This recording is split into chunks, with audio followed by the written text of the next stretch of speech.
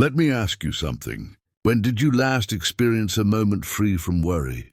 Not faking it, not masking pain with laughter, but genuinely feeling light, present, and liberated.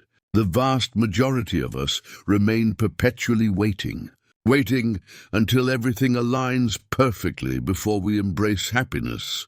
Still, that perfect instant never appears. Buddhist philosophy demonstrates that peace isn't located in future moments. It's found when we stop running, stop controlling, and return to what's real.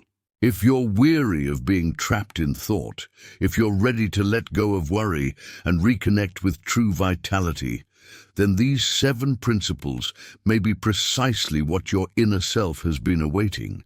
Partner, this moment is the only refuge you'll ever know.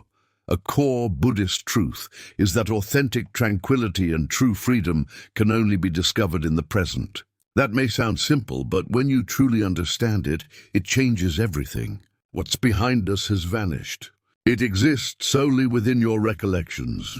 Tomorrow hasn't arrived. It dwells merely in your imagined scenarios. But worry doesn't care about that. It draws you into a mental landscape loaded with suppositions and potential outcomes.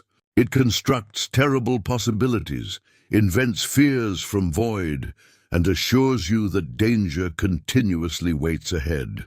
And as you persistently focus on these anxieties, your body and psyche start behaving as if they're genuine, even while you're entirely secure at this moment.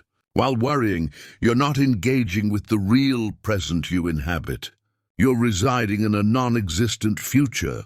You're enduring experiences that live solely in your thoughts. That's how powerful thoughts can be. They can rob you of the peace that's already here.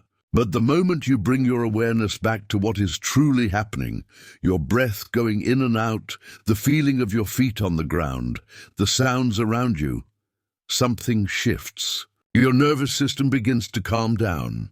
Your torso senses relief. Your thinking pace reduces because this moment is more than theoretical.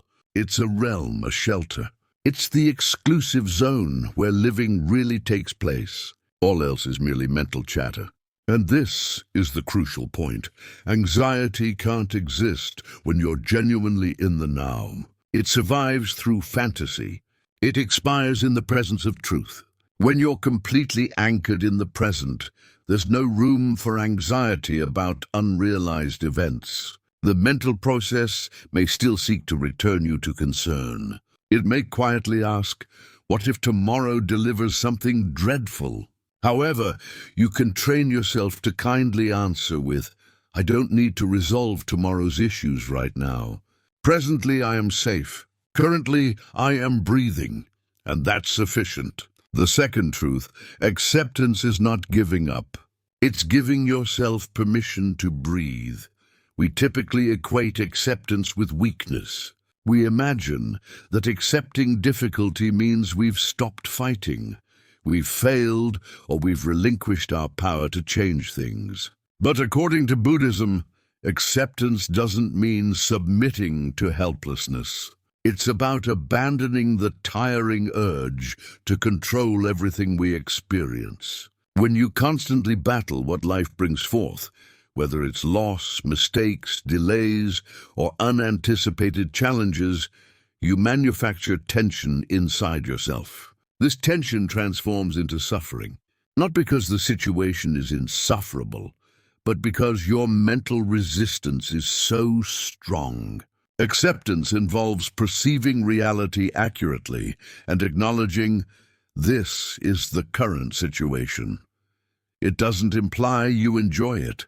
It doesn't mean you don't care. It only means you stop refusing to acknowledge its existence. You stop expending energy desiring it were another way when currently it isn't. And the moment you embrace this, something inside you releases. You end the tension. You stop fighting against the tide. And in that letting go, you can finally inhale freely again. Lesson 3. Not every thought deserves your attention or your belief. The human mind is an incredibly powerful tool, but it can also be an incredibly noisy and confusing place. Each day, thousands of thoughts flow through your consciousness, some helpful, many repetitive, and far too many based in fear, doubt, and insecurity. One of the core teachings in Buddhism is the understanding that you are not your thoughts. This simple truth, when fully grasped, can transform your inner life. Just because a thought shows up in your consciousness doesn't mean it's correct, and it absolutely doesn't deserve your entire attention or conviction. Anxiety prospers on unchallenged thoughts. It initiates with a single soft voice. What if something dreadful takes place? And suddenly you're tracking that thought into a whirlpool of imagined nightmare scenarios. Yet here's what Buddhist wisdom shows us. The mind resembles the sky, while your thoughts resemble clouds. Some clouds are gentle and appealing, others are menacing and fierce, but none are permanent, and none constitute the sky's essence. The sky remains untouched, even when storms pass through it. When you begin to observe your thoughts instead of getting pulled into them, you develop what's known as mindfulness. So when your mind declares, "I'm not capable," or "I can't deal with this," or "everything will disintegrate," you don't need to contest or panic. Instead, you can halt, breathe, and kindly recognize this is only a thought. It's not truth. I don't have to trust it. Number 4, impermanence ensures your fear won't endure eternally. One of Buddhism's most deep and liberating teachings is the reality of impermanence, the recognition that all things in life are continuously changing. Nothing maintains its current state. Like the cycle of seasons, every experience, good or difficult, will pass away. Think back to the moments in your past when you felt lost, anxious, heartbroken, or uncertain. At the time, those feelings might have seemed unbearable, but here you are. You overcame them. Emotions, however powerful, are fleeting. When you acknowledge impermanence, you establish separation between you and your distress. You learn to abide with your distress without panicking about it.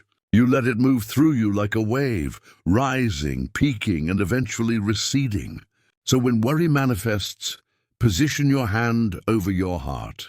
Say to yourself gently, "This is only a passing moment. It won't remain. I've endured so many others, and I'll survive this one as well." 5. Relinquish control. That was never your responsibility to hold. One of the primary sources of concern in life originates from the illusion of control. The notion that if we contemplate deeply enough, prepare thoroughly enough, or strive persistently enough, we can make everything happen exactly as we wish. Buddhist philosophy presents us with another way. It directs us to act with clarity and wisdom, but without holding tight to outcomes. This means you offer your best in every scenario. You present yourself entirely. You invest your power in what counts. You react with consciousness, but then you release what you cannot control. Relinquishing doesn't mean you stop being concerned. It means you stop causing yourself pain over what isn't within your power. The reality is, the future isn't something you can completely mold through anxiety. It's shaped by presence, action, and trust. Lesson 6. Talk kindly to the inner voice that worries. Almost everyone carries an inner voice that worries, doubts, overthinks, and fears the worst. This voice isn't aiming to be mean. In its own way, it believes it's protecting you. Yet over the years, it can develop into a relentless source of strain.